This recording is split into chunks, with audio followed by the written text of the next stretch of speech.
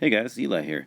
Back for kind of a follow-up video to my live stream that I did the other day with uh, Lord Necron from Pius Levis, Thornspawn, Hod, and Francisco Polito from Thy Feeble Savior, Virgin Bleed, Cemetery, and HRA, stuff like that.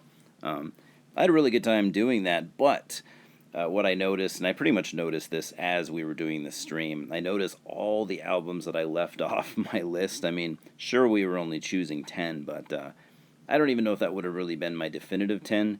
Either way, I wanted to kind of reach back into my collection and pull out some more U.S. black metal gems. And this time I'm not holding back. I'm not limiting myself to any number. I think I have over 60, maybe close to 70. So I just wanted to talk about the, being a dude from the U.S., I wanted to talk about the bands that I think my country, kind of left the mark on the genre. Because I think a lot of these are kind of underrated, and either way, I like a lot of them, and they're fun to talk about. And I hope you guys enjoy this. This will probably be at least 5 or 6 parts, something like that. I'm gonna do like 15 at a time, and you'll see how long it takes. But I also wanted to kind of preface this with, since it's the U.S. and I mean obviously other countries have the same thing. There's gonna be some bands here, even in this first stack, that probably have some politics that you might find offensive, and I don't necessarily agree with either. So I just wanted to preface that. If you're sensitive to that kind of thing, I totally understand. If you just don't watch, or do what you want, but I just wanted to warn you. Anyways, guys, here goes. Number 1, Grand Belial's Key with Judeo Beast Assassination. So Grand Belial's Key formed in 1992 in Virginia. This is their second album from 2001. Definitely my favorite out of the bunch. One of my favorite black metal albums ever to come out of the U.S. and maybe of all time. I don't agree with their politics and their worldviews and all that. I do think they're good songwriters. I think they're good musicians.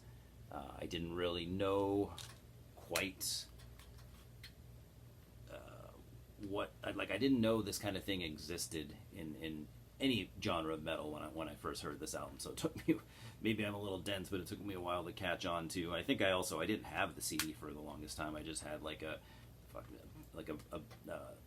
dub tape or a burnt CD or something like that. I mean, the riffs on here, the songwriting, undeniable. Kaz Grant's drumming and his vocals are just perfect. This is a gem in black metal. Whether or not you agree with their personal views and politics and stuff, which I certainly don't back them on that. But this is an album that I find myself just returning to time and time again over the years.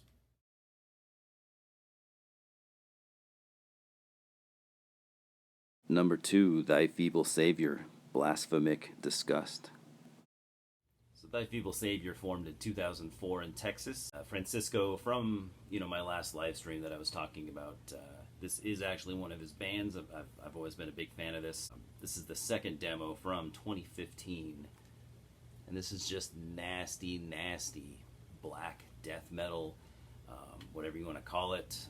Very much in the vein of Profanatica and stuff like that. And so if you're a Profanatica fan like I am, obviously, you absolutely cannot go wrong with anything from Thy Feeble Savior. I could have easily chose the first full length from came out a little bit after this, but I don't know. This is the first thing I got from them, and this has just always been kind of the release I've gravitated towards. So.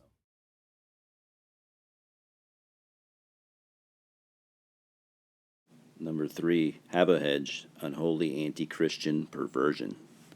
So Have a Hedge formed in 1993 in New York by Paul Ledney, and I could have easily gone with his debut full length, which is an undisputed classic, but I decided to throw a little bit of a curveball.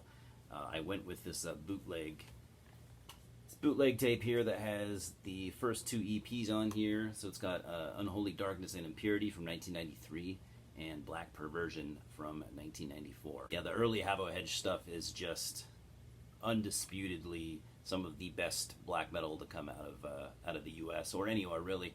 If you like Profanatica, obviously the early Have a Hedge is very similar to that. It became really experimental later on. Still cool in its own right, just maybe not as much my cup of tea, but very much worth checking out.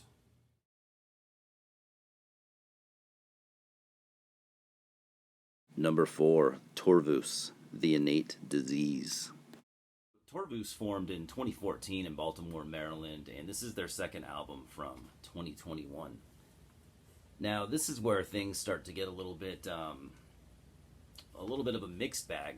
I was going to mention earlier, not all the bands and not all these albums I'm showing are just strictly pure black metal. Some of these, the black metal influence is always going to be there, but sometimes it's mixed with doom, maybe death metal, maybe thrash, who knows, maybe punk, stuff like that.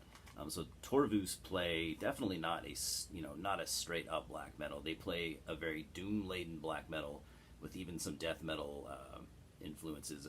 I definitely hear a little bit of early Paradise Lost on here, and even some early Catatonia.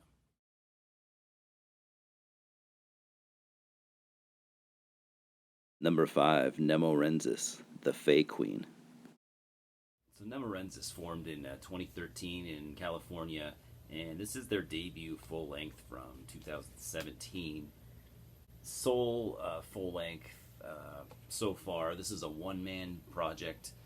He actually just released a split, I think it was last year, with a buddy of mine's band, which is also a solo project. This is really cool atmospheric black metal. I've kind of been trying to champion this band for a while now. This is the only thing I've heard from them, but this is, and I've said before, I actually did a review of this on this channel. It might have been my first review, so it's probably not a very good review, but it's like if you took early Wolves in the Throne Room mixed with John Carpenter's synth soundtracks. If you put those two together, I think that gives you a pretty goddamn good idea what this sounds like. If neither of those things sound good to you, then this just isn't going to be for you, but I think it's